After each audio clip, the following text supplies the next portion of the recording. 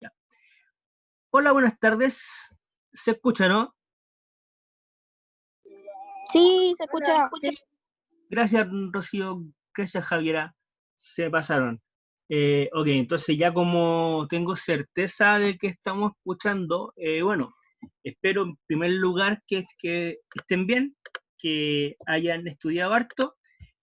Bueno, se supone que hoy día vamos a continuar con este caso, que es el caso 3 de que nosotros ya andábamos haciendo, y también antes de necesito fijar una fecha con ustedes, porque resulta que o sea, por lo menos a mí me llegó un comunicado, o sea, no sé si les llegó a ustedes, de lo cual se fijaban que las fechas de las evaluaciones se tenían que hacer después del día 20. Entonces, el día 20 cabe día lunes, y les quería preguntar entonces, ¿cómo les acomoda más? ¿Hacemos una actividad evaluativa en esa semana? La modalidad que por lo menos a mí se me ocurre, dada la contingencia, es que yo les mando un caso, y la idea es que el caso lo apliquen con la materia vista en clase. Perdón. Y la idea es que el caso lo apliquen con la materia vista en clase. Entonces, si les parece, lo vamos a fijar en algún momento para esa fecha, ¿vale? Que debería ser la semana del 20. Ahora, en virtud de que nosotros estamos trabajando en un caso, les voy a dar unos minutos para que lo lean y lo puedan responder, ¿bien? Por lo cual, hecho eso, comenzamos.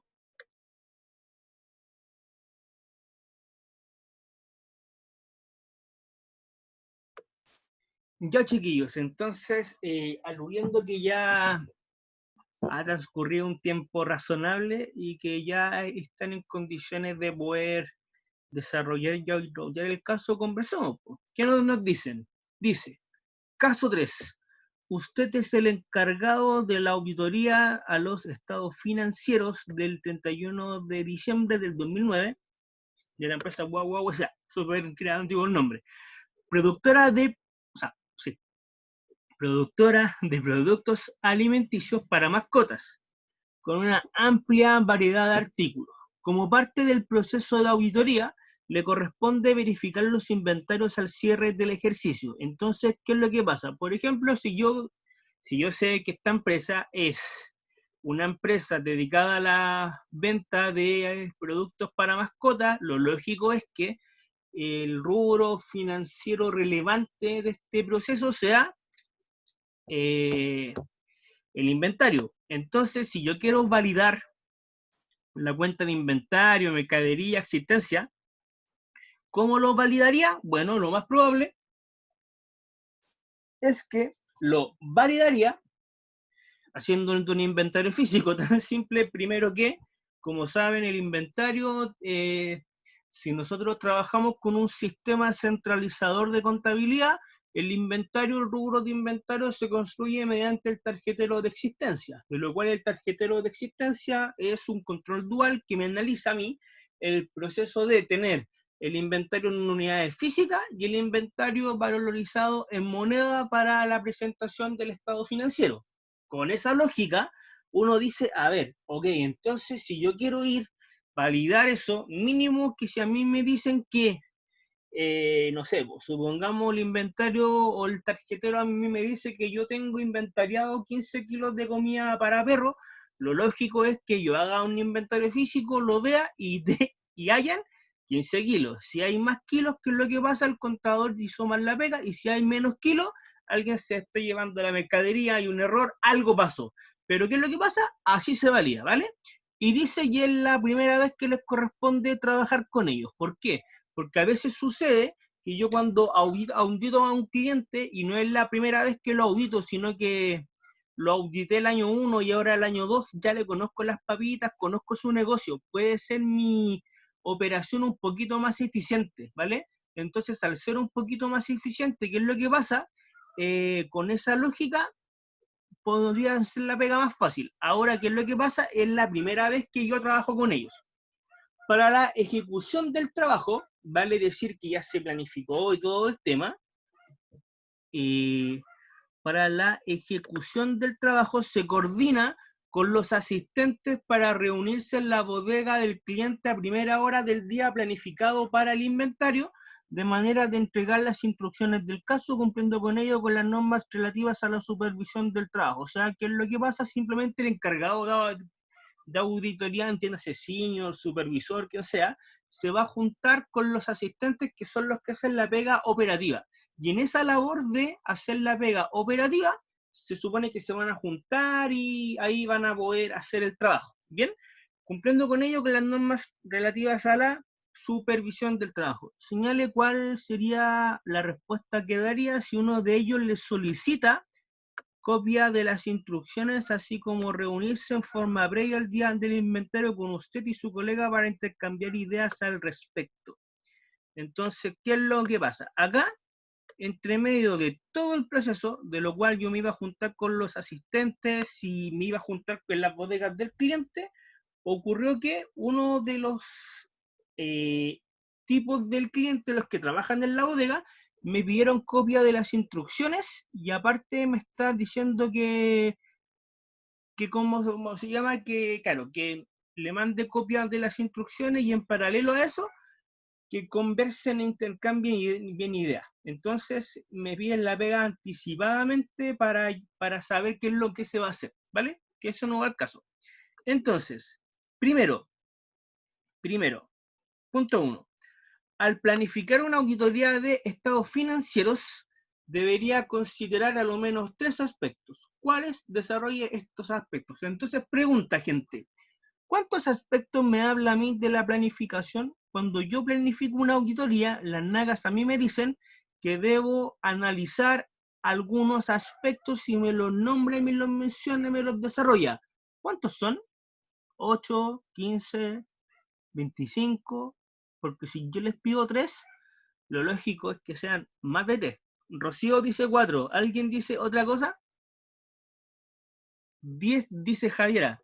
Javiera, ¿de dónde sacaste el 10? Pero bueno, está bien. Ay, se ríe, o sea, me tocó con la alumna graciosa. No, pero está bien, está bien. 4, 10, ¿alguien tiene alguna otra idea? Vamos, con toda confianza, people.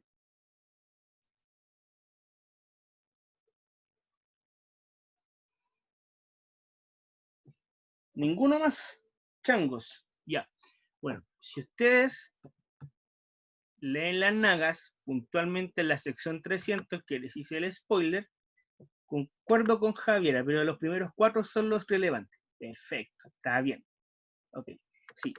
Hay más de 4, de lo cual lo que pasa es que no es que sea uno más relevante que el otro, sino que los demás derivan, ojo, derivan de los primeros 4, ¿ok? Entonces, ¿qué es lo que pasa?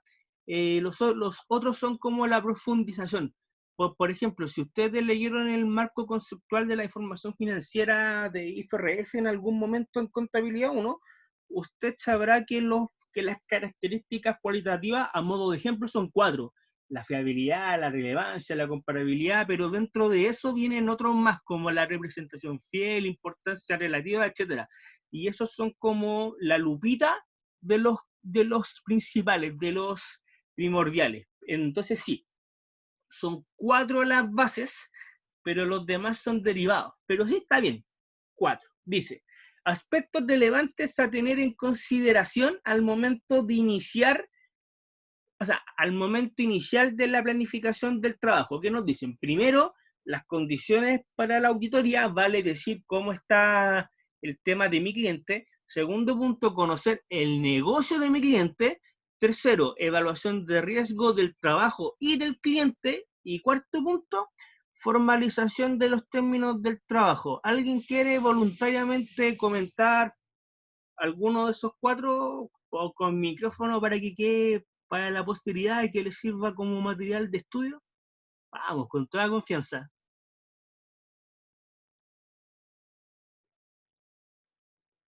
¿Ninguno? ¿Cómo no va a haber un voluntario? Digo yo, son enteros fome.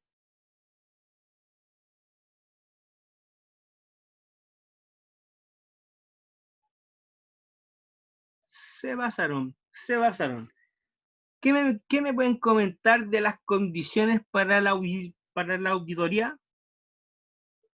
Coméntenme, coméntenme.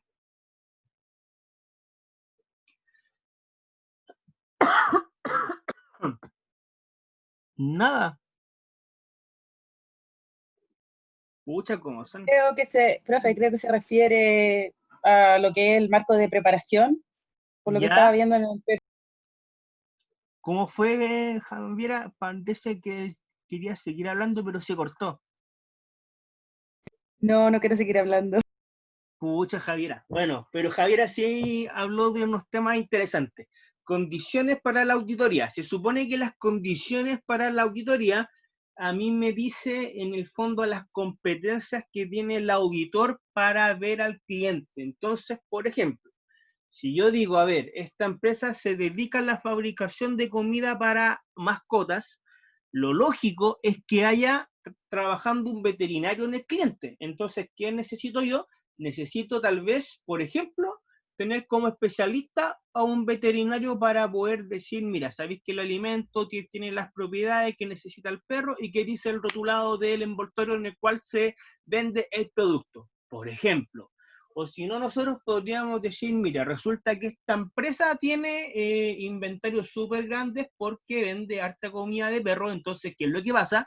Yo voy a traer a gente que por lo menos haya hecho a lo menos un inventario en su vida, porque si traigo a un auditor que toda su vida ha hecho servicio, lo más probable es que la prolijidad con la cual desarrolle su trabajo no sea la misma a alguien que conoce del punto. Entonces, eso es un aspecto más. El marco de preparación, como brillantemente comentó Javiera, que es lo que pasa, sería analizar bajo qué normativa está presentando el cliente la información financiera.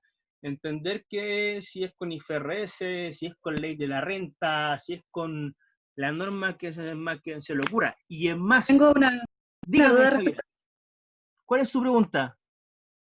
Lo que pasa es que dice que un auditor tiene que analizar el marco de preparación, pero usted ¿Sí? en una clase dijo que uno puede tomar el cliente con el marco de preparación que sea, pero indicar que ellos están utilizando eso.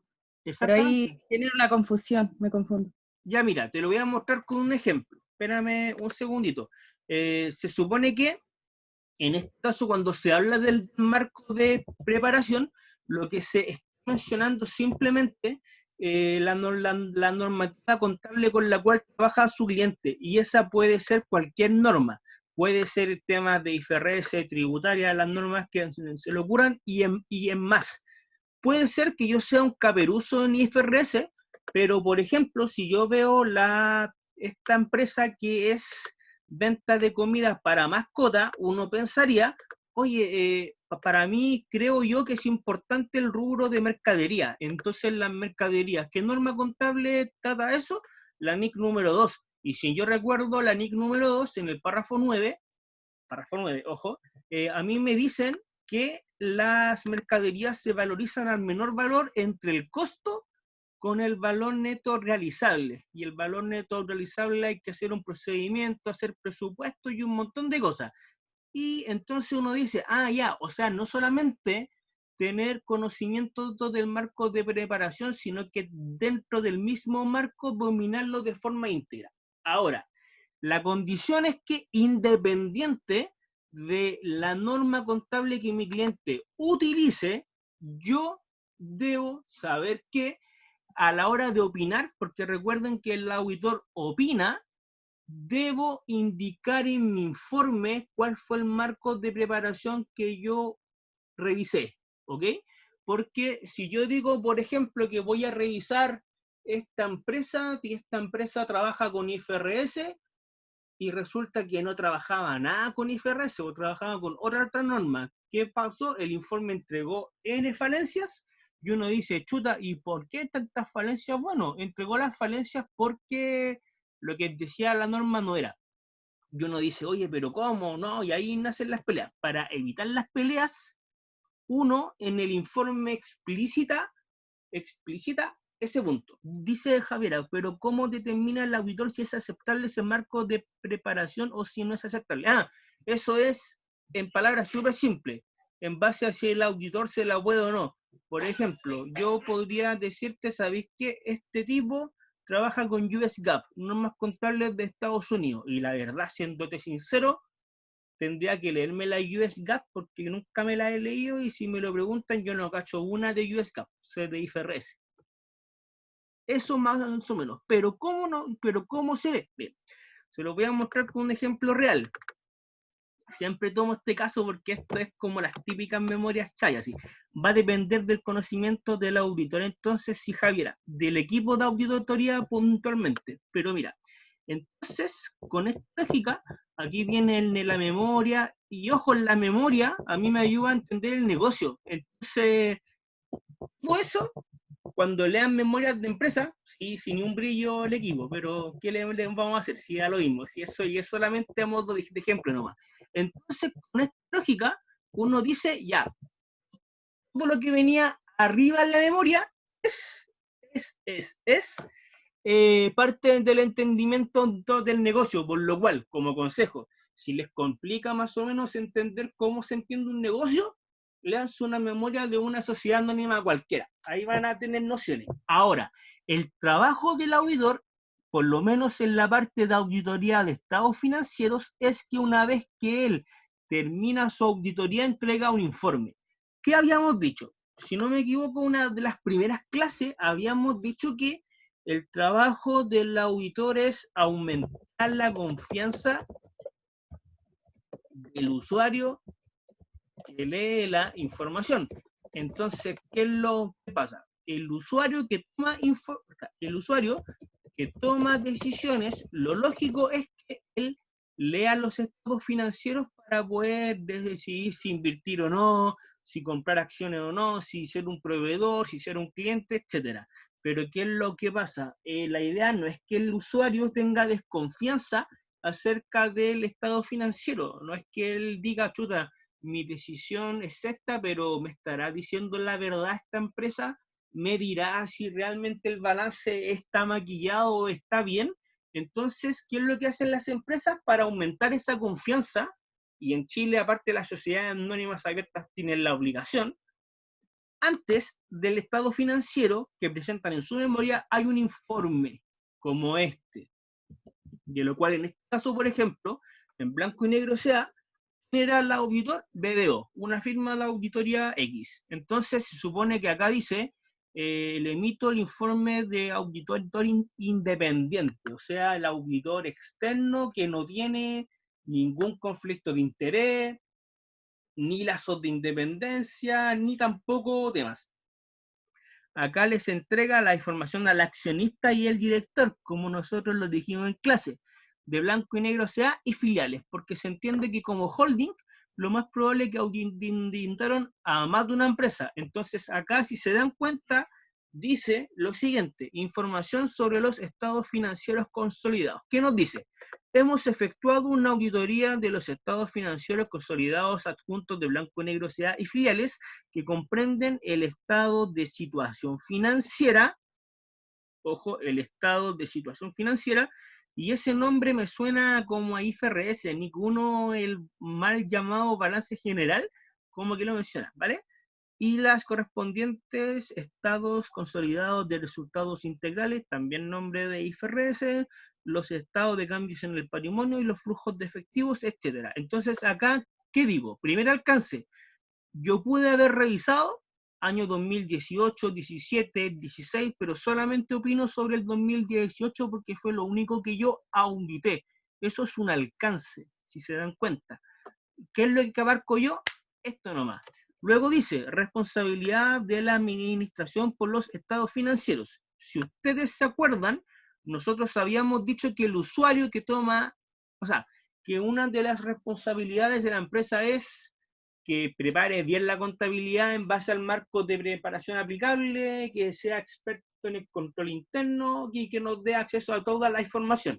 Si se dan cuenta, acá nos dice, la administración es responsable por la preparación y presentación razonable de estos estados financieros consolidados de acuerdo con normas internacionales de información financiera, las NIF. Y en inglés, las NIF, yo sé que son las International Financial Reporting Standards, las IFRS. Entonces, ¿qué pasa? Yo acá en el informe, ¿qué digo? Ojo, la administración es responsable de preparar la contabilidad en base a IFRS. Y eso es lo que yo revisé. Por lo cual, el cliente a mí me dice, oye, ¿sabéis que la renta me lo objetaron? ¿Qué le digo yo? No me interesa porque yo te revisé el balance con las IFRS, yo no lo revisé otra cosa más, no seas patudo. Por lo cual, esa es la lógica, ¿ok? Así se hace. Por lo cual, en este caso, si yo leo el caso nuevamente, volviendo ya al tema real, ¿qué nos dice? Nos dice debería considerar al menos 3 aspectos. Ya hasta ahora hablamos del primero, que era las condiciones para la auditoría. Perfecto. Segundo punto, conocer el negocio del cliente. O sea, vale, es decir, esto es un monopolio, acá hay más empresas, ¿cuántas empresas más son? Entonces, por lo menos dentro del negocio, conocer, o sea, por el tema del macro y microentorno, ¿vale? Es decir, conocer a los competidores de la empresa, conocer los clientes máximos, conocer los proveedores máximos, conocer qué tan difícil o qué tan fácil es entrar a la empresa, por ejemplo, conocer los temas políticos, conocer los temas sociales, conocer los temas económicos de la empresa, saber qué leyes les afecta a esta empresa en particular, saber si tuvo alguna contingencia en el pasado, por lo menos revisar su historia, todo lo que tenga la memoria es parte del entendimiento del negocio. Si les complica mucho, ¿bien? Luego nos dicen evaluación de riesgo de trabajo y del cliente, o sea, simple punto tan fácil como decir, oye, mira, resulta que en esta parte nosotros vamos a revisar el tema, yo reviso a mi cliente y por lo que yo visualizo los riesgos exponenciales son todos estos, lo que hemos visto en clase. Luego dice, formalización de los términos del trabajo. Vale decir, el contrato que yo debería tener con mi cliente en este caso. Y ese contrato implica el tema de cuántas horas voy a trabajar, cuánto le voy a cobrar, en qué momento es la modalidad del trabajo, cuáles van a ser los procedimientos de cómo se va a hacer, etcétera, etcétera. La NAGA 210 a mí me habla de qué aspectos se deben considerar a la hora de hacer los términos de formalización del trabajo. Por lo cual, con eso la pregunta 1 estaba respondida, po. Y ahí nadie quiso ser alumno autónomo. Son de cartón. Me caen todos mal. No, mentira, sirve una bromita. ¿Alguna pregunta hasta ahora?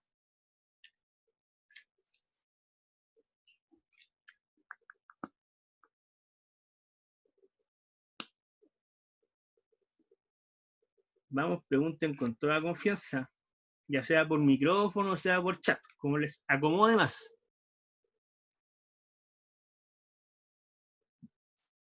Mira, son enteros fome. Yo me acuerdo de las clases que les hice presenciales, conversaban más. Ahora son súper serios.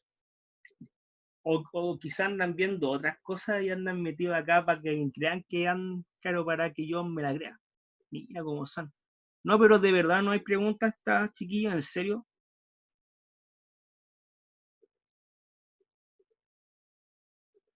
Ok, voy a asumir que no hay preguntas. Está todo claro, profe. Qué bueno, Carolina, muchas gracias. Te ganaste un like. Ya no me siento tan solo. Es que me cuesta más desactivar los de la tablet, por eso me cuesta hablar. Ah, no, está bien, Carolina. Entonces te pido disculpas que lo hayas activado solo por ser un pesado idiota. Vettel dice, en ninguna pregunta, profe, muchas gracias. Yanina y Nicolás, jajaja. Bueno, yo les voy a enviar entonces un XD. Jajaja. Ok, entonces la pregunta 1. La pregunta 2 dice, muchas gracias a la persona que me mandó un inbox, que no vamos a dar nombres, pero dice es que explica muy bien XD. Muchas gracias. Persona incógnita, así que me suben el ego un poco. Ok, segunda pregunta dice, entendiendo que bajo lo indicado en la sección 210, el auditor debería ser contratado antes del cierre del ejercicio para poder tener una adecuada planificación. Si leyeron la sección 210, dentro de las consideraciones del prospectivo cliente, uno de los puntos importantes es que nos tienen que llamar con un tiempo razonable. Pues entiéndase que si el usuario de la información tiene que presentar el estado financiero de diciembre en marzo, porque más o menos así funciona, el estado financiero de diciembre financieramente, tributariamente estamos claros que en abril y tal vez en mayo, pero se supone que un escenario normal, una sociedad anónima abierta, tiene que presentar su estado financiero en marzo, el grande, porque los otros son intermedios, y se supone que al auditor lo tienen que llamar por lo menos como por octubre. O sea, en octubre se hacen las reuniones para que digan ya qué auditor vamos a elegir, cuánto tiempo va a trabajar y cuánto nos va a cobrar. Cosa que de octubre a diciembre podamos planificar bien. Y una vez que venga el cierre, se supone que nosotros ejecutemos nomás. Ejecutemos, cosa que opinemos al tiro, y ya en marzo se presente la información financiera. A modo de ejemplo, así se hace por lo menos en la práctica, pero hay excepciones en toda la vida. Por lo cual, en este caso, ¿qué nos dice? Entendiendo que bajo lo indicado en la sección 210, el auditor debería ser contratado antes del cierre del ejercicio para poder tener una adecuada planificación. Supongámonos el ejemplo que a mí me llamen en diciembre y yo diga, oye, en diciembre recién me llaman para entregar la cosa en marzo, voy a tener que planificar más rápido, ejecutar más rápido, etcétera. Si lo llaman muy cerca del cierre o después del cierre, que nos llamen en enero, por ejemplo, ¿acepto el trabajo? Sí, no. ¿Qué me pueden comentar de eso?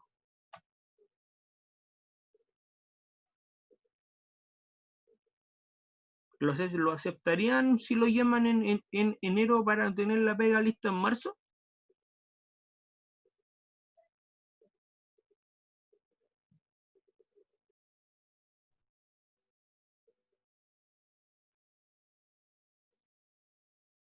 Profe, yo opinaría que sería muy arriesgado tomar la pega en enero, ya que Ya, el tiempo que voy a necesitar va a ser mayor y ya, tendría y si en caso que yo tuviera que implementarlo igual, tendría que contratar más personas para poder cumplir con el trabajo y saldría más caro en ese caso. ya, puede ser. Me parece tu respuesta. Un like. Ok, acá dice, bueno, Vettel comenta, depende de la actividad que tenga la entidad. Ahí hay otro punto más. Depende de la actividad que tenga la entidad. O sea, vale decir que si una empresa relativamente fácil, por ejemplo, no debería tener problemas versus una empresa más difícil. Miren, se las voy a plantear como un ejemplo. Con un ejemplo. ¿Ubican ustedes las famosas sociedades médicas o no? ¿Han escuchado de las sociedades médicas? Ya, ya, no. Bueno, se las explico.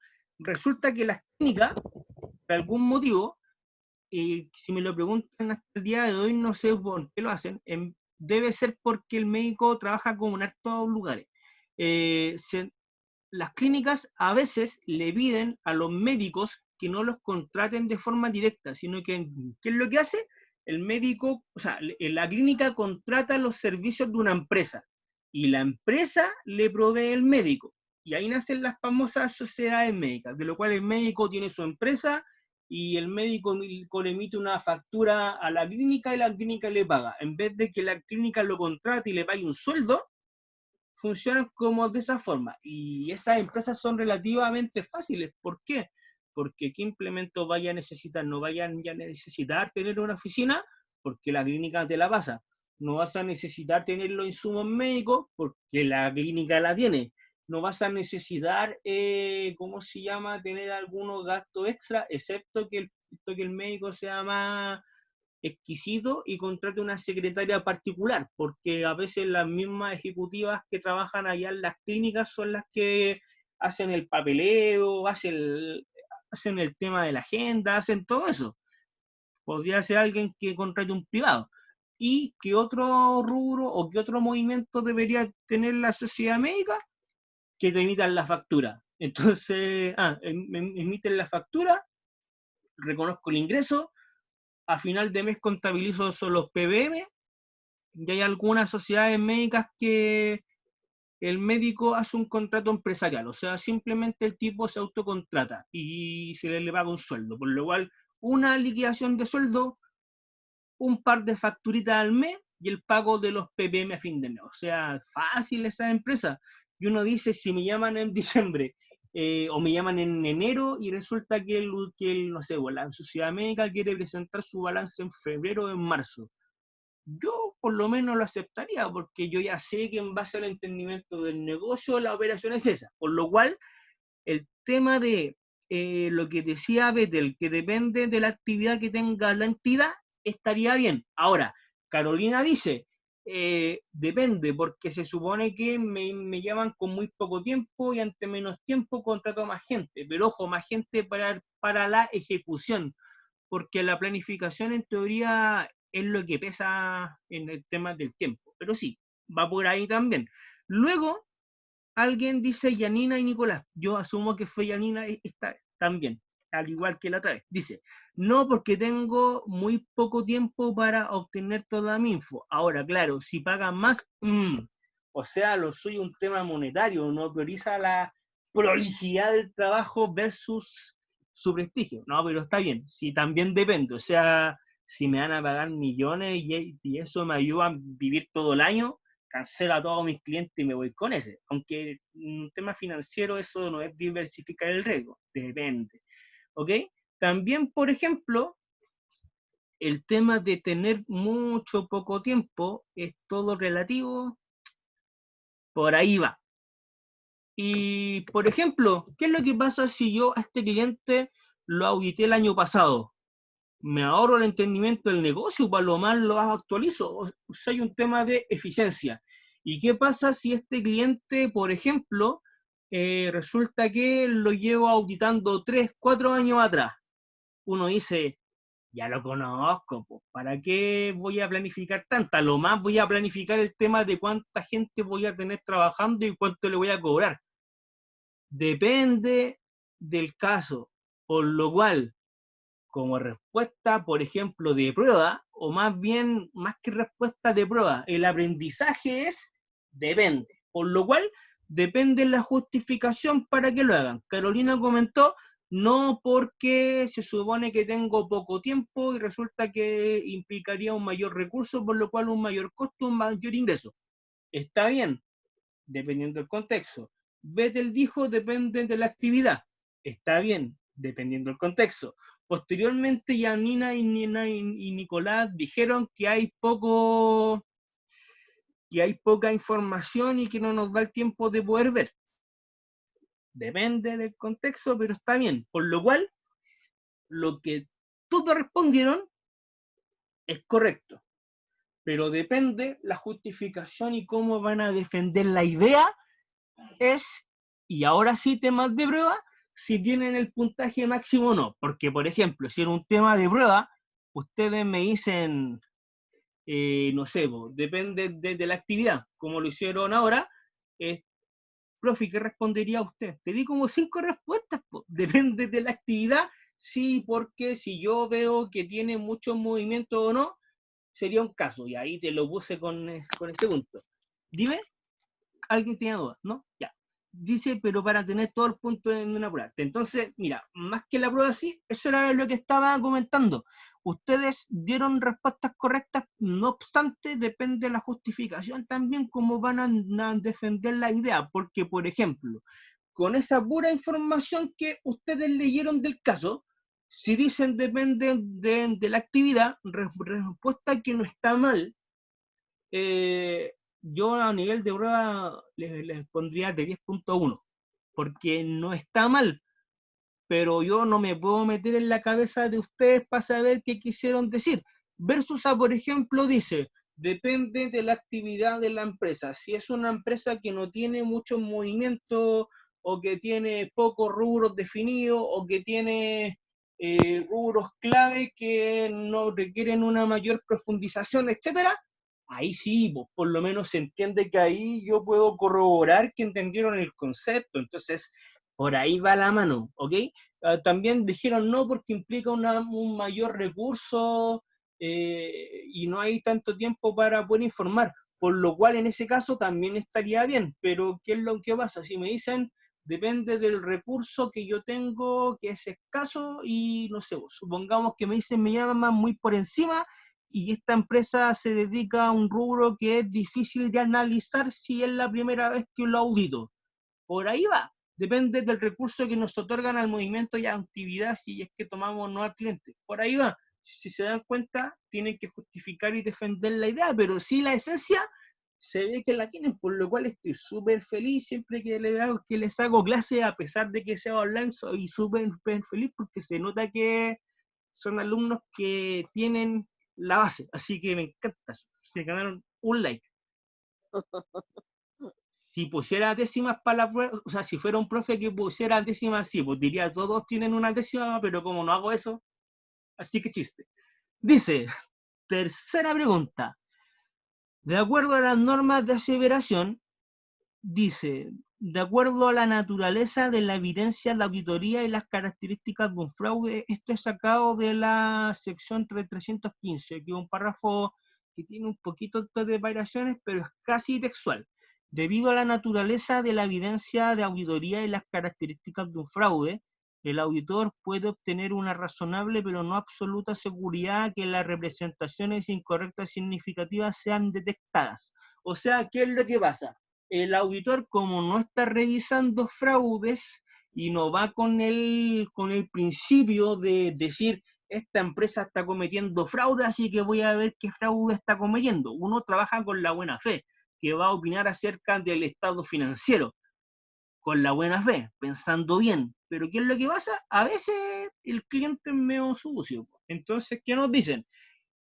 Se supone que nosotros no revisamos fraude, pero si el cliente comete fraude y sale a la luz pública, el auditor dice que la evidencia que le pasan es la que validó. ¿A qué riesgo corresponde eso? Les voy a dar una pista. Existen tres riesgos. El riesgo inherente y el riesgo de control. Eso es las representaciones incorrectas significativas, que era del cliente. Y hay un riesgo que es propio del auditor, que es el riesgo de detección. Entonces la pregunta es súper simple. ¿Es un RI, un RC, un RD? ¿Es un riesgo inherente, un riesgo de control o un riesgo de detección? Súper simple. ¿A cuál corresponde?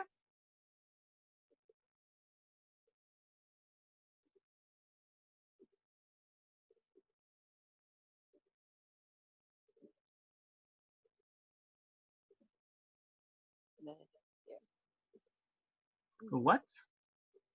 ¿Qué quería comentar, Carolina? No, de detención, le digo yo. De detección, ok. Carolina dice de detección.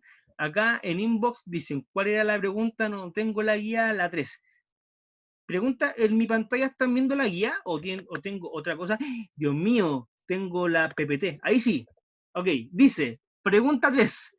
De acuerdo a las normas de aseveración, debido a la naturaleza de la evidencia de auditoría y las características de un fraude, el auditor puede obtener una razonable pero no absoluta seguridad de que las representaciones incorrectas significativas sean detectadas. Entonces, ¿a qué riesgo corresponde? Carolina lo comentó, pero brillantemente, y Javiera lo comentó brillantemente. Es un riesgo de detección, porque aquí nos están diciendo que pueden haber representaciones incorrectas significativas, pero si el cliente va con la mentalidad de cometer fraude, lo más probable es que si yo no voy con la intención de detectar fraude, no me dé ni cuenta. Y no es mi culpa. Mala suerte, ¿no? Pues si es lo que me tocó. Por lo cual, en ese caso, ¿a qué riesgo corresponde? De detección. Brillante, brillante, así da gusto, muy bien. Veo que han leído. Se ganaron un like nuevamente. Si siguen así, al igual que en Facebook, que puede ser like o me encanta, van por el camino al me encanta. Pregunta 4, que esta, si no me equivoco, no es tan de auditoría de estados financieros, pero igual, veamos. ¿Qué nos dice? Explique la importancia en el mejoramiento de control interno de una empresa de la existencia de auditores internos en la organización. Acá hay que hacer un alcance. El auditor interno se encarga de revisar falencias que una empresa pueda tener. Ojo ahí, que reporten directamente a un comité de auditoría compuesto por directores en la empresa, donde se invita a dar cuenta al gerente general sobre las observaciones al control interno y se deja registro formal de las reuniones. Entonces, ¿qué es lo que pasa? Acá más o menos explican, sí, Javiera, es una pregunta, si el auditor interno, aparte de revisar, mejora las falencias, son asesores, la verdad es que sí, ahí cumple la labor de auditor y asesor. En el tema de la auditoría interna ha sido un poquito más minucioso, porque se entiende que el auditor interno en teoría trabaja para la empresa, pero él también debería ser independiente, porque de lo contrario, si el tipo se dedica a proponer soluciones y a minimizar falencias, y es como el mandrake, el mago con este caso, puede ser un auditor, pero también se convertiría en asesor y ahí se corre el riesgo de colusión y un montón de cosas. Pero, el auditor interno sí puede proponer soluciones si en su contrato se deja por escrito que es parte de sus funciones. El que no puede proponer soluciones porque por defecto pierde su independencia es el auditor externo, ¿vale? Pero el auditor interno se supone que se puede convertir en asesor, pero eso no es malo, depende de la intención con la cual esté. El tema es que es más peligroso que el auditor interno proponga soluciones por el simple hecho que si lo hace, se convierte en asesor y pueden haber riesgos de colusión, pero actuando a la buena fe, el auditor interno también lo podría hacer, ¿ok? Pero ¿qué es lo que pasa acá? Me están explicando o me están preguntando, explique la importancia del por qué es importante que existan auditores internos, auditores que le reporten al directorio de la empresa y que se deje por escrito que las falencias son esas. Eso es lo que me preguntan. ¿Cuál es la importancia? Y el tema es súper simple, pero antes de, hay una pregunta que no sé si es por inbox, que nos dicen, la importancia de tener auditores internos, dice, la importancia de tener auditores internos sería que disminuyen los posibles riesgos que otras personas a cargo no verían. Por supuesto. La verdad es que la labor del auditor interno que detecta falencias es esa. No es que la empresa sea penca si tiene falencias, simplemente es que por ejemplo, el encargado de recursos humanos se encarga solamente de sueldo, y no está enfocado en las otras áreas y en el impacto que puedan tener en las otras áreas. Entonces, ¿qué es lo que pasa? El auditor tiene una vista más integral. Esa es la principal diferencia, que la gente está como tan metida en su cargo que a veces se setea, a veces se mecaniza, a veces no ve más allá, no vislumbra más allá de lo que se ve en temas de negocios, por lo cual, lógicamente, la importancia del auditor es esa, como comentaron por acá. La importancia de tener auditores internos serían que disminuyen los posibles riesgos que otras personas a cargo no habrían. Eso es. De hecho, es tan buena esa definición que la vamos a anotar acá. Y como las felicitaciones se hacen en público, muy bien, Javiera, te ganaste un like. Dice. Eso. La importancia de tener auditores internos sería que disminuyen los posibles riesgos que otras personas a cargo no verían. Pero ojo, que este mismo párrafo nos hace un énfasis importante, que ese punto se debe dejar registro formal. ¿Y por qué? porque si no hay un registro formal, podrían haber malos entendidos, de que se entiendan cosas que de verdad no son, que a alguien se le olvide algo. Entonces, para que no pase eso, tiene que ser todo por escrito, ¿ok? Y bueno, es más o menos eso. ¿Tienen alguna pregunta de la clase de hoy? ¿Todo bien?